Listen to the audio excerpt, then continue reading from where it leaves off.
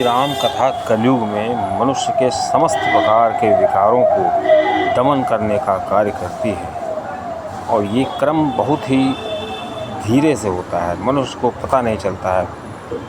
मनुष्य सोचता है कि पहले मुझे भगवान दिखें तब मैं विश्वास करूँगा, और भगवान कहते हैं कि पहले आप मुझे मानिए।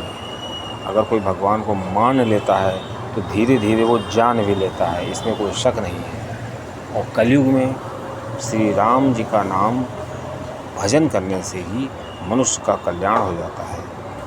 किस प्रकार जो राम कथा है, राम का भजन है, मनुष्य को फल प्रदान करता है, वो ठीक उसी प्रकार है। या कह लें कि श्री राम के नाम की क्या महिमा है। जैसे बारिश होती है तो जिस भूमि पर बारिश होती है उस भूमि पर नए नए पेड़ पौधे निकल आते हैं, उसी प्रकार श्री राम जी की कथा वो बारिश है जो हमारे हृदय रूपी बंजर भूमि में जब जाती है या उसके स्पर्श में आती है तो वो भूमि उपजाऊ हो जाती है और वहाँ से बहुत अच्छे अच्छे पेड़ पौधे निकल आते हैं। मतलब मनुष्य के हृदय में भक्ति के भाव जागने लगते हैं। और जिस प्रकार बारिश का पानी सागर में मिल जाता है जाकर, तो उसी प्रकार जो हम राम का नाम लेते हैं, राम के भजन करते हैं या भगवान की कथा सुनते हैं, ये सब उसी अनंत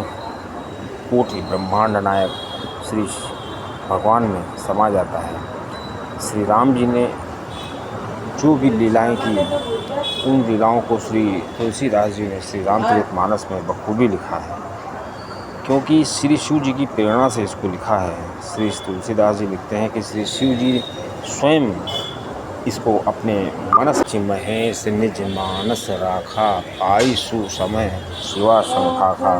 क्योंकि श्री रामचरितमानस का नाम मानस इसलिए पड़ा क्योंकि ये श्री राम जो श्री शिव जी थे उनके मन की उपज थी, और ये हमारे मन में, हमारे मनस में जब तक उतरेगी नहीं तब तक हमें भक्ति का एहसास होने वाला नहीं है।